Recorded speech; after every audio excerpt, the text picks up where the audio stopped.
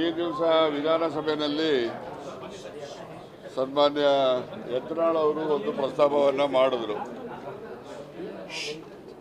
ಆ ಪ್ರಸ್ತಾಪಕ್ಕೆ ಅವರು ಮಾತನಾಡ್ತಕ್ಕಂಥ ಸಂದರ್ಭದಲ್ಲಿ ಸಹಕಾರ ಸಚಿವರು ರಾಜಣ್ಣ ಅವರು ಅಂತೇಳಿ ನನ್ನ ಹೆಸರನ್ನು ನಿರ್ದಿಷ್ಟವಾಗಿ ಅವರು ಪ್ರಸ್ತಾಪಿಸಿದಾಗ ನಾನು ಅವರ ಹೇಳಿದಂಥ ಮಾತಿಗೆ ವಾಸ್ತವಾಂಶ ಏನಿದೆ ಅಂತಕ್ಕಂಥ ಸ್ಪಷ್ಟೀಕರಣವನ್ನು ಕೊಟ್ಟಿದ್ದೇನೆ. ಆ ಸ್ಪಷ್ಟೀಕರಣ ಇಷ್ಟೇ, ಏನೆಲ್ಲ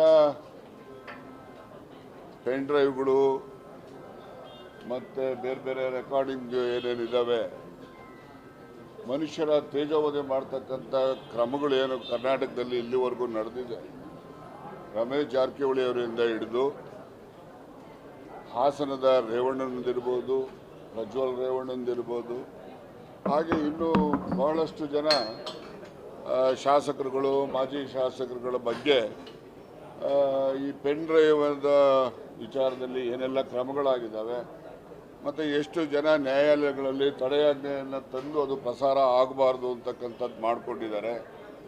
ಇವೆಲ್ಲವೂ ಸೇರಿದ್ರೆ ಸರಿಸುಮಾರು ಒಂದು 48 ಜನರ ಈ ರೀತಿಯ ಅಶ್ಲೀಲ ಇರ್ತಕ್ಕಂಥ ಏನು ಪೆನ್ ಡ್ರೈವ್ಗಳನ್ನು ರಾಜ್ಯದಲ್ಲಿ ತಯಾರು ಮಾಡಿದ್ದಾರೆ ಅಂತಕ್ಕಂಥದ್ದು.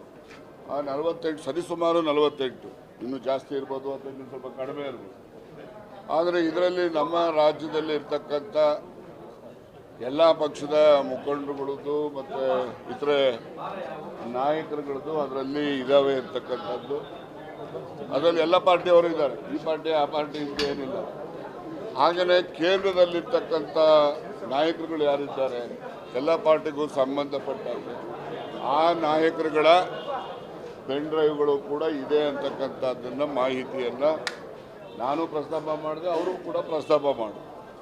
ಆ ಹಿನ್ನೆಲೆಯಲ್ಲಿ ನಾನು ಸರ್ಕಾರಕ್ಕೆ, ಗೃಹ ಸಚಿವರ ಗಮನಕ್ಕೆ ತಂದು ಅವರಿಗೆ ಒತ್ತಾಯವನ್ನು ಮಾಡಿರ್ತಕ್ಕಂಥದ್ದು ಅಂತ ಹೇಳಿದ್ರೆ, ಈ ರೀತಿಯ ತೇಜೋವಧೆ ಮಾಡ್ತಕ್ಕಂಥದ್ದು ಯಾರಿಗೂ ಶೋಭೆ ತರೋಂಥ, ನಾನು ಮಾಡಿರಲಿ, ಇನ್ನೊಬ್ಬರು ಮಾಡಿರಲಿ, ಯಾರೇ ಮಾಡಿರಲಿ, ಯಾವುದೇ ಪಕ್ಷದವರು ಮಾಡಿರಲಿ, ಆ ರೀತಿಯ ತೇಜೋವಧೆ ಮಾಡ್ತಕ್ಕಂಥದ್ದು, ಬ್ಲ್ಯಾಕ್ ಮೇಲ್ ಮಾಡ್ತಕ್ಕಂಥ ಪ್ರಕ್ರಿಯೆಗಳೇನಿದ್ದಾವೆ ಇದಕ್ಕೆ ಅಂತ್ಯ ಆಗಬೇಕು.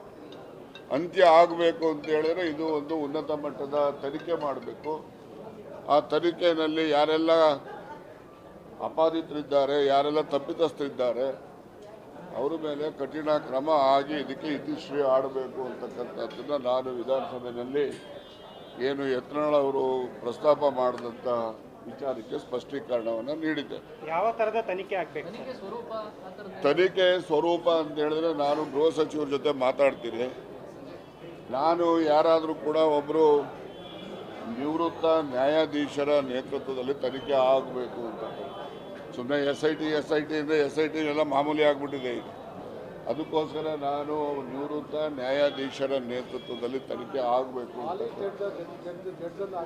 ಹಾಲಿ ಜಡ್ಜಸ್ ನಿವೃತ್ತ ನ್ಯಾಯಾಧೀಶ. Thank you.